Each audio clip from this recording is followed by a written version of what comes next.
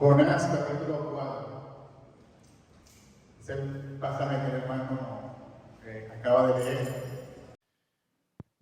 Yo quisiera que mientras estamos predicando de Jonás, tú puedas pensar en tu propia vida, porque yo creo que somos muy parecidos al profeta Jonás. Así que cuando yo mencione el nombre Jonás, quizás tú lo puedas sustituir y poner tu propio nombre. Leemos el versículo 1. Pero Jonás se apesadumbró en extremo y se enojó. Y oró a Jehová y dijo: ahora, Jehová, ¿no es esto lo que yo decía estando aún en mi tierra? Por eso me apresuré a huir a Tarsis, porque sabía yo que tú eres Dios clemente y piadoso, tardo en enojarte y de grande misericordia, y que te arrepientes del mal. Ahora pues, oh Jehová, te ruego que me quites la vida, porque mejor me es la muerte que la vida. Y Jehová dijo: haces tú bien en enojarte tanto. Vamos a dejarlo hasta ahí, aunque vamos a estar tratando el pasaje completo.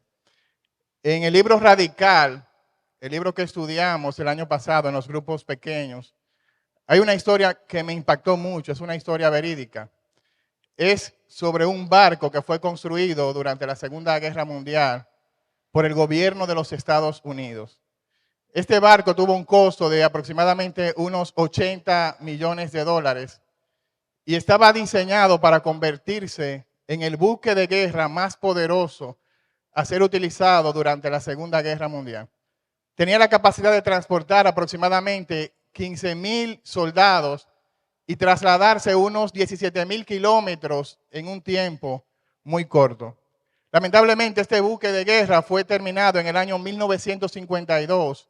Ya la Segunda Guerra Mundial había concluido y solamente fue utilizado una sola vez en su historia en el año 1962 durante la Guerra de los Misiles en Cuba.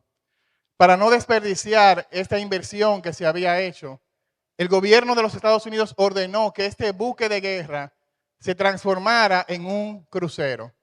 Así que se instalaron aproximadamente 695,000 camarotes, 4 comedores, 3 teatros, 19 ascensores, una piscina, un gimnasio. Y en lugar de transportar 15,000 soldados, ahora estaba preparado para transportar 2,000 viajeros o turistas. Ahora, hay una gran diferencia entre lo que es un barco de guerra y un crucero. Un barco de guerra está diseñado para proteger, para salvar vidas, pero el crucero está diseñado para que la persona puedan distraerse, puedan disfrutar del viaje. A mí me parece que lo que está sucediendo en la vida de Jonás es que Dios le ha diseñado para que él sea un barco de guerra, pero él prefiere vivir como un simple crucero. Jonás parece más un crucero que un barco de guerra. Dios ha dado a Jonás una misión que es urgente, pero en el capítulo 1 Jonás parece pasar desapercibido el llamado de Dios. Cuando Jonás finalmente decide ir a predicar en el capítulo 3 a Nínive y ocurre un gran avivamiento, lamentablemente en el capítulo 4 Jonás se enoja porque Dios hace lo que se supone que Dios debe de hacer, salvar a pecadores. Alguien que cuando está en el vientre del pez puede cantar y decir, bueno, la salvación es del Señor, pero que en el capítulo 4 quiere decirle a Dios a quién Él tiene que salvar. En el capítulo 4 quiere decirle a Dios cómo Él tiene que administrar su propia gracia. Jonás, que en el capítulo 4 se sale de la ciudad y se sienta en una silla debajo de una enramada para ver de lejos el avivamiento que Dios trajo a Nínive a través de su propia vida. Él quiere ser simplemente un espectador de lo que Dios está haciendo en Nínive. Él quiere mirar de lejos el avivamiento, pero él no quiere ser parte de eso. Diseñado para ser un buque de guerra, pero vive como un simple crucero. Uno se pregunta, ¿y qué es lo que está pasando en la vida de este hombre? Porque el problema de Jonás no es un problema teológico. Jonás no tiene problema con la doctrina de Dios. Él conoce quién es Dios. De hecho, en el capítulo 1, él dice que Dios es el creador de la tierra y del cielo, pero aún así intenta huir de Dios. Él se autodefine como un hombre temeroso de Dios, pero lamentablemente no le obedece. Él adora a Dios por sus misericordias. Pero cuando Dios extiende sus misericordias a los ninivitas, Él ahora está acusando a Dios porque Dios es demasiado misericordioso. Él le dice al Señor, Señor, mira, yo voy a pagar lo que prometí, pero una vez predica, una vez paga lo que Él prometió, entonces Jonás estalla en ira, se enoja en contra de Dios. Él puede orar de una manera humillada en el capítulo 2, pero en el capítulo 4 su oración está llena de queja y de reclamo en contra de Dios. La vida de Jonás parece una contradicción. Una cosa es lo que él dice con su boca, otra cosa es lo que él está viviendo en su propia vida. De hecho, el libro de Jonás es hermoso porque el libro de Jonás está lleno de contradicciones o de contrastes, está lleno de contrastes. Marineros gentiles que claman al único Dios verdadero. Marineros que son misericordiosos con Jonás, quien fue la causa de su tormenta. Un profeta de Dios que prefiere suicidarse a predicar. Una nación violenta que se arrepiente ante un mensaje de 8 palabras. El rey de la nación más pagana, más perversa del mundo, que se para de la silla y decreta ayuno y oración. Está lleno de contraste el libro de Jonás, pero a mí me parece que el contraste más grande es el que vemos en el capítulo 4. Porque el capítulo 3 fue un capítulo glorioso, terminó de una manera impresionante. Vimos la semana pasada en el capítulo 3 a un Dios que dio una segunda oportunidad a un profeta rebelde.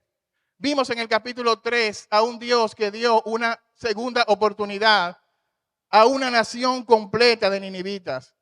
Vimos en el capítulo 3 cómo estos ninivitas se volvieron de sus malos caminos, versículo 10. Y al volverse de sus malos caminos, dice que Dios se arrepintió del mal que había dicho que les daría y no lo hizo. Dios está trayendo un avivamiento a Nínive. Mire la respuesta de Jonás en el versículo 1 del capítulo 4. Pero Jonás se apesadumbró en extremo y se enojó. Es sorprendente la reacción de Jonás. Es el predicador que ha traído la cosecha de alma más grande en la historia de la iglesia. Pedro predicó y se arrepintieron 3,000 personas. Jonás, ante un mensaje de 8 palabras, toda una nación de más de 100,000 personas que no saben discernir entre su mano derecha e izquierda.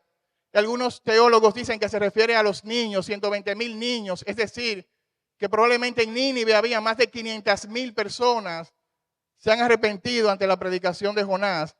Y la forma en que Jonás responde a esto es enojado.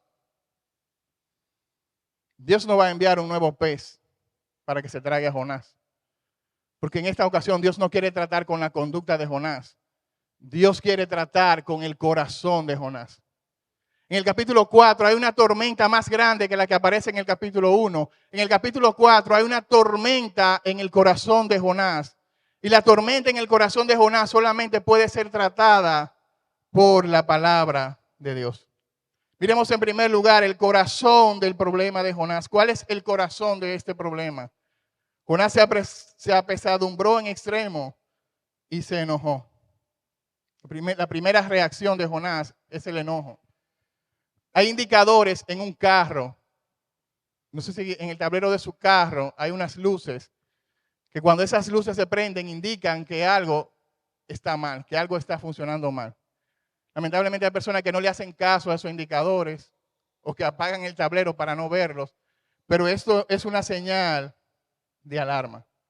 Ahora, la forma en que Jonás y la forma en que nosotros reaccionamos a la circunstancia es una señal de alarma. Y la primera señal de alarma es que Jonás está reaccionando de una forma enojada al plan de Dios para Nínive, al plan de Dios para su vida. Y esa palabra enojado significa estar caliente. Significa prenderse. La palabra enojarse significa que Jonás se quemó, se enardeció, se acaloró. Yo recuerdo que tenía un carro y empezó a subir la temperatura. Inmediatamente empezó a salir aire caliente, donde se suponía que tenía que salir aire frío. Y en lo que yo me parqueaba, sucedió lo siguiente. Empezó a salir humo del motor del carro. El carro se calentó. Yo llamé al hermano Carlos Julio y echamos agua y agua y agua. El motor se dañó completamente, se fundió el motor. A Jonás le está dando un calentón. Jonás está enfadado. Muchas veces somos así, reaccionamos a las circunstancias enojados, airados. Personas que son de mecha corta, que explotan fácilmente. ¿Cuál es la razón del enojo de Jonás? Versículo 2. Dice Jonás: no es eso lo que yo decía estando aún en tierra. Por eso me apresuré a huir a Tarsis, porque sabía que tú eres Dios clemente y piadoso, tardo en enojarte y de grande misericordia, y que te arrepientes del mal. ¿Cuál es la razón del enojo de Jonás? Él está enojado porque Dios es muy misericordioso. Él está enojado porque Dios acaba de salvar a los ninivitas. Y usted dirá, ¿y por qué él se enoja de esa manera? Y es que el profeta Isaías, un libro que se escribió antes de Jonás, él había profetizado que en el futuro Siria precisamente invadiría a Israel. Así que parece lógica la razón que tiene Jonás. Él está diciendo, si yo le predico a los ninivitas, entonces Dios se puede arrepentir de castigarle. Dios le puede salvar, entonces ellos van a destruir a Israel. Así que él tiene dos escenarios. Él dice, bueno, si le predico, existe la posibilidad de que se salve. Pero si no le predico y pasan los 40 días, Dios va a destruir por completo a Nínive. Aunque eso significa que Dios me va a castigar, yo prefiero ser castigado, pero que Dios destruya completamente a Nínive. Si en la destrucción de Nínive Dios va a salvar por completo a mi pueblo Israel. Jonás está tratando de racionalizar el plan de Dios en lugar de aceptar lo que Dios está haciendo. Él es como el profeta Habacuc. Se recuerda el profeta Habacuc que dice, Señor, ¿por qué permites tanta maldad y tanta injusticia en el pueblo? Pero cuando Dios le dice a Habacuc, mira, yo voy a levantar a Babilonia para juzgar a Israel, Habacuc le dice entonces a Dios, ¿cómo es posible que tú utilices una nación más pagana que nosotros para juzgar a tu pueblo? Hasta que Habacuc acepta el plan de Dios y dice, el Señor está en su templo, calle delante de él toda la tierra, el Señor haga lo que él quiere hacer. Hermano, Dios tiene un plan para la vida de Jonás. Dios tiene un plan para Nínive. Dios tiene un plan para tu propia vida. Dios no es un relojero que diseñó el reloj y se olvidó de su universo. Dios más bien es un piloto. Él va piloteando su creación. Él tiene un plan de vuelo. No lo sabe Jonás, pero Dios tiene un plan de vuelo. Y Él va a llevar a su creación al lugar, al destino final que Él quiera llevarla. Ciertamente hay momentos donde hay turbulencias. Pero no debemos de temer a las turbulencias porque estamos en las manos del mejor piloto, nuestro Dios soberano. Dios no es el piloto, no Jonás. El plan que va a prevalecer es el plan de Dios, no es el plan de Jonás. Él sabe lo que es mejor para nuestra vida, no nosotros. Él está en control, no Jonás. Su plan prevalecerá, no el nuestro. Versículo 1 en la NTV dice, este cambio de planes molestó mucho a Jonás y Jonás se enfureció. Ahora, la segunda forma en que Jonás está reaccionando no solamente es con enojo. Versículo 2 lo encontramos ahí. Dice el versículo 2, oró a Jehová y dijo, ahora Jehová, ¿no es esto lo que yo decía estando aún en mi tierra? Por eso me apresuré a huir a Tarsis, porque sabía que tú eres un Dios clemente y piadoso. La NTV dice, Jonás le reclamó a Dios. Es decir, que Jonás no solamente está reaccionando al plan de Dios de una manera enojada, sino que Jonás se está quejando. Uno esperaría que esa oración de Jonás fuera una oración de agradecimiento. Que Jonás dijera, wow, Señor, gracias por utilizarme para salvar esta nación. Gracias por salvar esta nación impía. Pero Jonás viene en oración delante de Dios y él viene con una queja. Lo que Jonás está haciendo es lo mismo que hacen las esposas cuando el esposo se equivoca. Le dicen, mira, te lo dije. Jonás le está diciendo a Dios, te lo dije. Jonás está pensando que Dios se ha equivocado. Él está sentando a Dios en el banquillo de los acusados. Él se está colocando la tola, su birrete, y él está juzgando a Dios. Él está diciendo, Dios, tú eres culpable de mi propio pecado. ¿Y cuál es la acusación de Jonás en contra de Dios? Mírela ahí. Tú eres un Dios demasiado piadoso. Tú eres un Dios grande en misericordia. El versículo que más se repite en todo el Antiguo Testamento. Dios es lento para la ira y grande en misericordia. Jonás está usando la propia palabra de Dios para acusar a Dios de que Dios es bueno y de que Dios es misericordioso. Eso es ilógico. Porque si alguien se ha beneficiado de la misericordia de Dios, es el propio Jonás.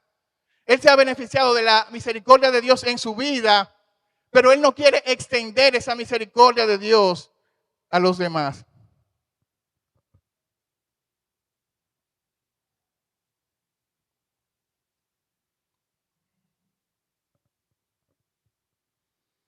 ¿No debería Jonás estar agradecido por este atributo? ¿No debería él estar agradeciendo porque Dios es demasiado misericordioso y compasivo? Jonás cuestiona el carácter del Dios a quien él le sirve. Jonás está cuestionando el atributo de Dios de quien él se ha beneficiado más. ¿Qué es lo que está pasando con Jonás? Es que Jonás tiene unas expectativas de lo que Dios debe hacer en su vida. Aunque Dios tiene un plan para Jonás, Jonás tiene un plan para que Dios lo cumpla. Son las expectativas de Jonás de lo que Dios debe hacer en Nínive. Y cuando Dios no cumple las expectativas de Jonás, entonces él se enoja. En segundo lugar, él se queja en contra de Dios. Hermano, el Señor, escucha eso, el Señor no puede ser domado por la correa de tus expectativas. El Señor no puede ser domado por la correa de tus expectativas. El Señor no tiene que someterse al plan que tú tienes. Jonás lo sabe, pues aún en su desobediencia, Jonás sabe que Dios está en control de todo lo que está llegando a su vida. Él está debajo de la voluntad de Dios. Es como el elefante que está atado a una cuerda. Algunos dicen que este elefante cuando era niño intentó zafarse de esta cuerda varias veces. Y como no pudo, entonces ahora que es grande, que puede zafarse de la cuerda, él ha dejado de intentarlo. Hermano, nuestro Dios no puede ser domesticado. Nuestro Dios no puede ser domesticado por nuestras expectativas. Nuestro Dios no es un genio que está en una lámpara para hacer tu voluntad. Que tú le ordenas lo que Él tiene que hacer, que tú le dices cómo Él tiene que dirigir tu vida. Nuestro Dios está en el cielo y lo que Él quiere hacer, eso Él hace. Nuestro Dios es soberano. Tú no tienes un Dios que tú puedes mover de un lugar a otro, como muchas personas lo harán en la Semana Santa. Mira lo que dice Isaías capítulo 4, versículo 19. El artífice prepara imagen de talla, el platero le extiende el oro y funde cadenas de plata. El pobre escoge para ofrecerle madera que no se apolille. Se busca un maestro sabio que le haga una imagen de talla que no se mueva.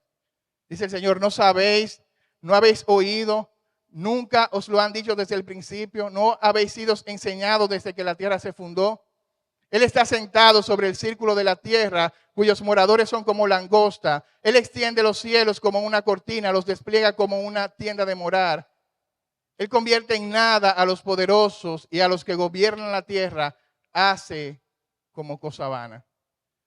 Hermano, tú no has oído, no has sabido, sigue diciendo el profeta, que el Dios eterno es Jehová, el que creó los confines de la tierra, el que no se desfallece con cansancio y su entendimiento no hay quien lo alcance. ¿Quién eres, Jonás, para enojarte y para quejarte en contra de Dios? Jonás no solamente está reaccionando con enojo, con queja, sino que Jonás se está justificando. Él está diciendo, Dios, mira, esa fue la razón por la que yo decidí no ir a Nínive y me fui a Tarsis. El culpable de que yo actuara de esa manera, el culpable de que yo desobedeciera, eres tú por ser un Dios bueno y clemente. Job capítulo 40, versículo 8. Dios le dice a Job, ¿invalidarás tú también mi juicio? ¿Me condenarás a mí para justificarte tú mismo? Él está reaccionando con enojo, con queja, justificándose. Y número 4, mire el versículo 3 lo que dice. Jonás está reaccionando con autocompasión. Oh Jehová, te ruego que me quites la vida, porque mejor me es la muerte que la vida. En serio. Señor, mátame. Si tú vas a salvar a los ninivitas, es mejor que tú me mates. Él está reaccionando con autocompasión, con depresión. Él siente lástima de sí mismo. Él se siente profundamente afligido. Mire lo que dice el Salmo 63:3. Tu misericordia es mejor que la vida. David no podía vivir sin la misericordia de Jonás. Sin la misericordia de Dios, perdón. Pero mire lo que dice Jonás. Mejor me es la muerte que la vida. Jonás no quiere vivir con la misericordia de Dios. David no podía vivir sin la misericordia de Dios. Jonás no quiere vivir con la misericordia de Dios. El caso de Jonás es muy parecido al que se encuentra en Primera de Reyes, capítulo 19, versículo 4. Elías ora y le dice, Señor, basta ya, quítame la vida. Elías, después de matar a más de 700 profetas de Baal y de Acera, está ahora en una cueva orando a Dios para que Dios le quite la vida. Después de un logro, de un asombroso éxito, como el que acaba de vivir Elías, él ahora está deprimido en una cueva. Es exactamente lo que está pasando en la vida de Jonás. Cuando él está afligido, él está quebrantado, pero en el momento de prosperidad, su corazón se llena de orgullo. Cuando Dios trae tanta salvación sobre Nínive, el corazón de Jonás se llena de orgullo. Hay una tormenta en su corazón. Hermano, él está reaccionando con enojo, con queja, con autocompasión a lo que está llegando a su vida. Pero usted y yo sabemos que lo que está llegando a su vida es obra de Dios. De hecho, hay una frase que se repite en el libro de Jonás que dice, Dios preparó. Lo que está pasando, lo que está llegando a la vida de Jonás es parte del plan de Dios. Él preparó la tormenta, él preparó el pez, él preparó la calabacera, él también preparó el gusano. En cada etapa de la vida de Jonás, Dios está presente. Mira lo que dice Romanos 8:28. Dios diseña todas las cosas para el bien de quienes le aman. Todo lo que llega a tu vida, cada circunstancia que llega a tu vida, es parte del plan de Dios para ti. El esposo que tienes es un regalo de Dios. Algunas mujeres dicen, si ese es el regalo de Dios, ¿cuál será el regalo del diablo? Pero ese esposo que tienes es un regalo de Dios. La esposa es parte del plan de Dios para tu vida. Los hijos que tienes, la casa que tú tienes o no tienes, el dinero que tienes o el dinero que no tienes, los sueños que lograste o los sueños que nunca pudiste lograr. Eso no escapa al plan de Dios para tu vida. Los hijos que se enferman, el carro que se daña, eso es parte del plan de Dios para tu vida. ¿Cómo tú estás reaccionando a las circunstancias que llegan a tu vida? Igual que Jonás, estás enojado, frustrado, quejándote, reclamándole a Dios, sientes autocompasión de ti mismo y esto es como un círculo vicioso que vuelve y se repite. Estás justificándote, diciéndote yo reacciono de esta manera porque tú no sabes lo que a mí me está pasando para que yo reaccione de esta manera. Hermano, en última instancia, esa queja que Jonás está expresando es una queja en contra de Dios. Cuando tú te quejas, tú te estás no solamente quejando de la circunstancia, te estás quejando del Dios que está permitiendo esa circunstancia en tu vida. Versículo 4, Jehová le dice a Jonás, Jonás, ¿haces tú bien en enojarte tanto? Yo creo que Dios está haciendo esta pregunta de una manera compasiva para el profeta. Lo que Dios quiere es que Jonás reflexione con esta pregunta. Y es la misma pregunta que Dios te hace en esta hora. ¿Haces tú bien en enojarte tanto? El corazón del problema es la forma en que Jonás está reaccionando. Pero el corazón del problema de Jonás es el problema de su corazón. El problema no está en Dios, el problema no está en los ninivitas, el problema está en el propio Jonás.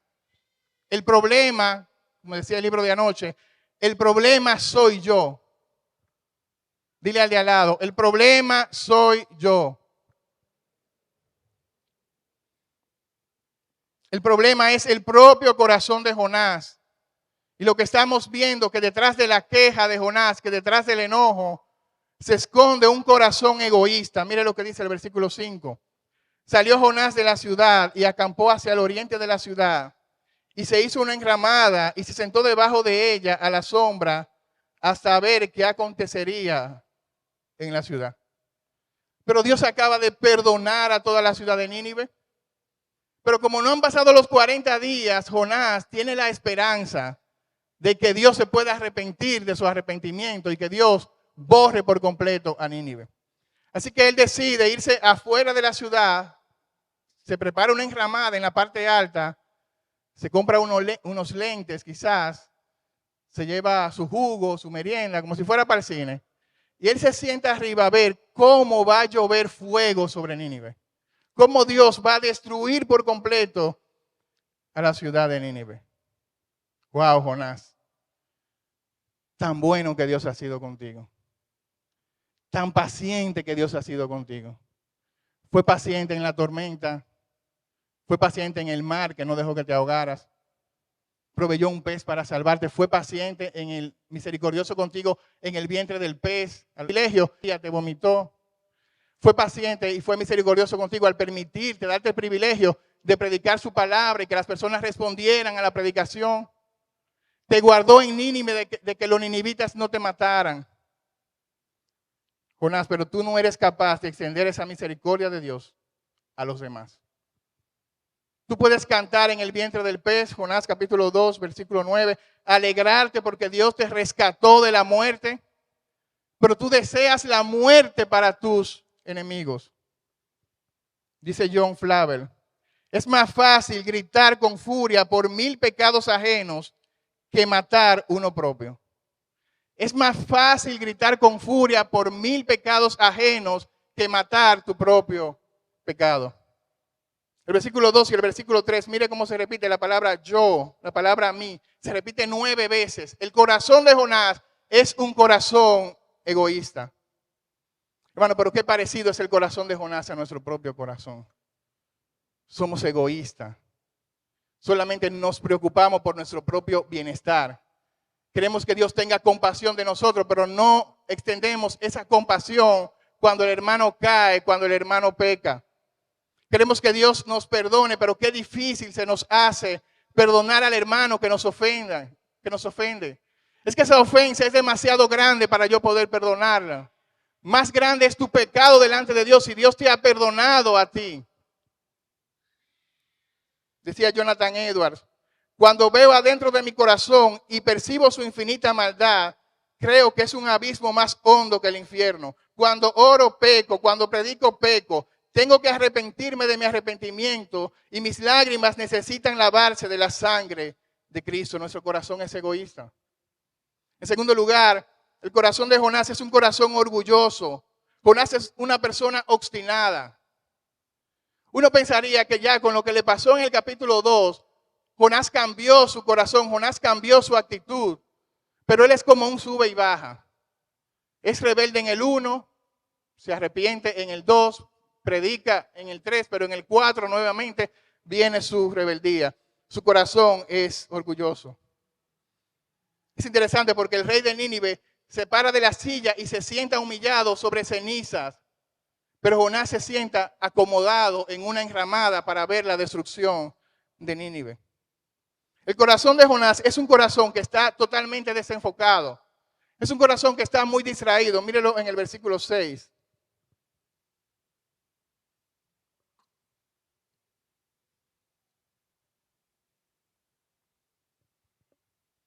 Jonás no tiene claro cuáles son sus prioridades. Dice el versículo 6, preparó Jehová, Dios, una calabacera, la cual creció sobre Jonás para que hiciese sombra sobre su cabeza y le librase de su malestar. Y Jonás se alegró grandemente por la calabacera. Pero al venir el alba del día siguiente, Dios preparó un gusano, el cual hirió la calabacera y la calabacera se secó. Es decir, que la sombra que le proporcionaba la enramada se está terminando. Parece que la enramada se está cayendo Probablemente Jonás tiene un problema en la piel por el tiempo que él duró en el vientre del pez y el sol le molesta mucho. Así que Dios es tan misericordioso y Dios quiere darle una lección a Jonás que permite que una planta crezca y le dé sombra a Jonás. Y mira lo que dice. Jonás se alegró grandemente. Primera vez en todo el libro de Jonás que Jonás está alegre. Jonás está feliz. Pero mira el contraste con el versículo 1 y el versículo 6. Versículo 1. Jonás se enojó en extremo. Jonás se entristeció en extremo por la salvación de los ninivitas. Pero Jonás se alegró en extremo porque hay una plantica, una calabacera que le está dando sombra. Él está diciendo, wow, al fin Dios está siendo compasivo conmigo. El pez, la tormenta, por fin Dios se acordó de mí y me ha dado esta calabacera. ¿Qué es lo que hace feliz el corazón de Jonás? Que los ninivitas se arrepientan, hacer la voluntad de Dios, predicar la palabra. No, lo que hace feliz a Jonás es una calabacera que lo cubra del sol. Qué egoísta, hermano, es el corazón de Jonás. Él solamente quiere bienestar para él mismo. El corazón de Jonás no está en sintonía con el corazón de Dios. Lo que a Dios le agrada, la salvación de los ninivitas, a Jonás le desagrada por completo. Lo que provoca gozo en el corazón de Dios provoca queja en el corazón de Jonás. Cuando Dios muestra misericordia, cuando Dios quiere misericordia, Jonás quiere juicio. Cuando Dios dice Nínive, Jonás dice Tarsis. Cuando Dios dice predica, Jonás está en silencio. Cuando Dios dice misericordia, él quiere ira. Su corazón no está en sintonía con el corazón de Dios. Y por eso Dios permite esta escena para dar una lección a Jonás. En la providencia Dios permite que nazca una planta que le dé sombra, pero es esa misma providencia de Dios que envía un gusano para que se coma la mata. Es la misma providencia de Dios que envía el viento solano para que azote a Jonás. El Dios que creó la calabacera es el mismo Dios que creó el gusano. El Dios que te da la bendición es el mismo Dios que tiene el poder de quitarte la bendición. La calabacera es temporal. Dice ahí, Jonás no hizo nada para que ella creciera. Dios lo hizo todo.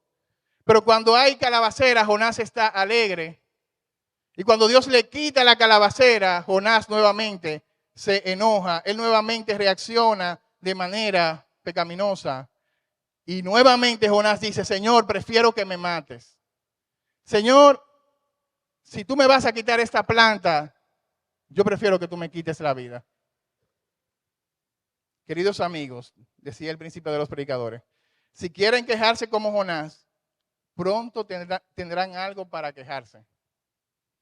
Las personas que están resueltas a inquietarse, generalmente se crearán motivos de inquietud.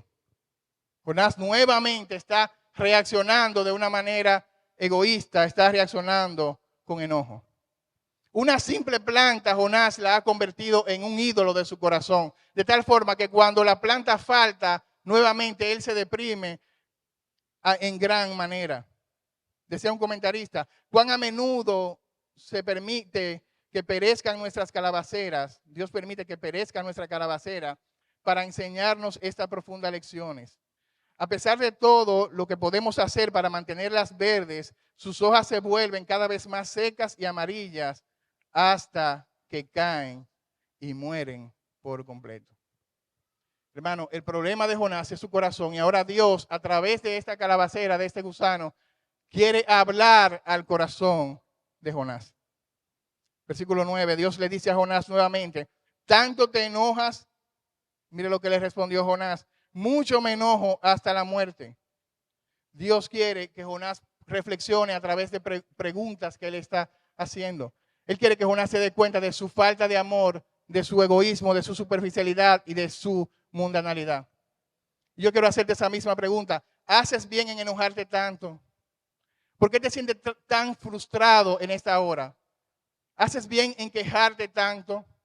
Tú puedes decir, bueno, yo sé que Dios está en control de todo lo que existe, pero tú no vives de esa manera cuando te quejas. No puedes confiar en que Dios está conduciendo, en que Dios está guiando, en que Dios está dirigiendo tu vida. El plan de Dios, esa es la lección que quiere darle a Jonás. El plan de Dios es más importante que nuestra comodidad. Versículo 10. Dijo Jehová, tuviste lástima de la calabacera, en la cual no trabajaste, ni tú la hiciste, que en espacio de una noche nació y en espacio de otra noche pereció. El plan de Dios es más importante que nuestra comodidad. La gloria de Dios es más importante que nuestro propio bienestar. El Dios que da las bendiciones es más importante que las mismas bendiciones terrenales. La calabacera es una bendición que va a desaparecer, pero la salvación de Nínive es una bendición eterna que permanece para siempre. Hermano, hay muchos en este lugar que están tan aferrados a sus calabaceras que se han olvidado por completo del propósito de Dios para sus vidas. Para Jonás era una calabacera, pero yo no sé cuál es tu calabacera. Puede ser tus sueños, tus proyectos, tus trabajos, tus posiciones, tus posesiones. Son cosas que están ocupando el lugar de Dios en tu vida. La calabacera era para Jonás la fuente de su gozo y la fuente de su seguridad. Y Dios permitió que esa calabacera se secara para que Jonás aprendiera a depender completamente de él. Hermano, tu gozo no depende de la calabacera. Tu gozo depende de Dios. Tu gozo no depende de la circunstancia. Tu gozo depende del Señor. El Dios que creó la calabacera, creó el gusano. Dice Job, Jehová dio, Jehová quitó. Sea el nombre de Dios bendito. Segunda lección para Jonás. Tuviste lástima de la calabacera, dice el versículo 11. Y no tendré yo piedad de Nínive, aquella gran ciudad, porque hay más de 120,000 personas que no saben discernir entre su mano derecha y su mano izquierda, y muchos animales. Jonás, ¿tú tienes más compasión por una calabacera? ¿A ti te importa más una calabacera que la ciudad? ¿Qué es más importante? Yo te pregunto en esta hora. ¿La calabacera o la ciudad? ¿Qué es más importante? ¿Tu plan o el plan de Dios? ¿Qué es más importante? ¿Tu trabajo o la salvación de las personas que están a tu alrededor en tu trabajo? ¿Qué es más importante? ¿Tus proyectos personales o la obra de Dios? Esa es la pregunta que Dios le hace a Jonás. Jonás, ¿qué es más importante? ¿La ciudad o la calabacera? Porque para Dios la ciudad es más importante que la calabacera. Porque para Dios la salvación de los perdidos es más importante que tus caprichos personales. Porque el corazón de Dios está latiendo por las personas que van a una condenación eterna sin Cristo. Y nosotros no le predicamos a nadie porque simplemente estamos enfocados en nuestras calabaceras, en nuestra comodidad, en nuestro bienestar personal. Nuestro corazón es un corazón egoísta. Hermano, cuán grande es la compasión de Dios por la ciudad. Jonás es como el hermano mayor. Él está fuera de la ciudad porque él no quiere ver la salvación en Nínive. Él se queda fuera de la fiesta. Pero Dios es un Dios de tanta compasión. De hecho, 750 años después de Jonás, Dios enviará a su propio hijo, no a predicar un mensaje de 8 palabras. Dios enviará a su propio hijo a entregar su vida, a morir por ninivitas malvados como tú y como yo. Y esos ninivitas van a sacar al Hijo de Dios de la ciudad, lo van a sacar afuera de la ciudad y lo van a matar en una cruz. Es el ejemplo más grande de la compasión y de la misericordia de Dios. Jonás no quiere que se salven los ninivitas. Dios está enviando a su propio hijo a morir por pecadores como tú y como yo. Hermano, el libro de Jonás termina con esa pregunta de parte de Dios. ¿Y qué pasó con Jonás? Se humilló. La tradición judía dice que Jonás en ese momento se humilló delante de Dios. La historia dice que aproximadamente en el año 1840, la ciudad de Nínive, que no se encontraba en ningún sitio, fue descubierta. Y en la ciudad de Nínive se halló una tumba que tenía un nombre, y ese nombre se traducía como Jonás. Así que probablemente, dice la historia, Jonás murió en Nínive. Ahora, ¿qué dice el libro? ¿Qué dice la palabra de Dios? Es que el autor de ese libro es el propio Jonás. Jonás mismo está dando su testimonio y él se está presentando no como el héroe, sino como un profeta rebelde. Y eso es una evidencia de que realmente Jonás se arrepintió por completo. De hecho, Jesús cita también a Jonás. Pero al presentar su libro, Jonás quiere que la última palabra del libro no sea su palabra, sino que la última palabra del libro sea Dios. Dios haciendo esta pregunta para que Jonás reflexione, pero Dios también haciendo esta pregunta para que tú y yo reflexionemos en esta hora. ¿Qué es más importante para Dios? ¿La ciudad o la calabacera? Esta pregunta, el corazón de Dios siente compasión. ¿Y tu corazón siente compasión por los perdidos? Tú estás extendiendo la misericordia de Dios a las personas que se pierden. Jonás capítulo 2, versículo 9. Es el versículo central de este libro, que dice: la salvación es de Jehová. Y esa salvación de Jehová no está limitada a una nación como Israel. Esa salvación de Jehová es para todas las personas. Hechos capítulo 10, versículo 34. El apóstol Pedro dice: en verdad comprendo que para Dios no hay acepción de personas. Y es interesante porque este versículo, este canto que Jonás expresa desde el pez, también se canta en Apocalipsis capítulo 7. Un día en el cielo, allí estará Jonás, allí estarán también los ninivitas que Dios salvó en el cielo. Allí estaremos nosotros y cantaremos Apocalipsis 7:9. Este cántico que dice: después de esto vi a una enorme multitud de todo pueblo y de toda nación, tribu y lengua, que era tan numerosa que nadie podía contarla. Estaban de pie delante del trono y delante del Cordero. Vestían túnicas blancas y tenían en sus manos ramas de palmera y gritaban con gran estruendo: la salvación viene de Dios que está sentado en el trono y del Cordero. Señor, añada bendición a su palabra. Oremos. Señor, te damos gracias por tu palabra que ha sido predicada en esta hora. Gracias, Señor, porque al igual que Jonás, podemos cantar que la salvación viene de ti. Y que eres tú, Señor, en tu soberana voluntad, que elige a quienes han de ser salvos. Mira la persona que está en este lugar, que no te conocen. Oramos, Señor, para que tú les dé el don del arrepentimiento. Pero mira aquellas personas que tienen mucho tiempo viniendo a la iglesia, Señor, pero que están viviendo como Jonás. Su corazón es un corazón egoísta. Su corazón es un corazón orgulloso. Señor, mira todas las veces que nosotros reaccionamos como Jonás, quejándonos, enojándonos, cuestionando el plan que tú tienes para cada una de nuestra vida. Nos arrepentimos, Señor, de todo corazón.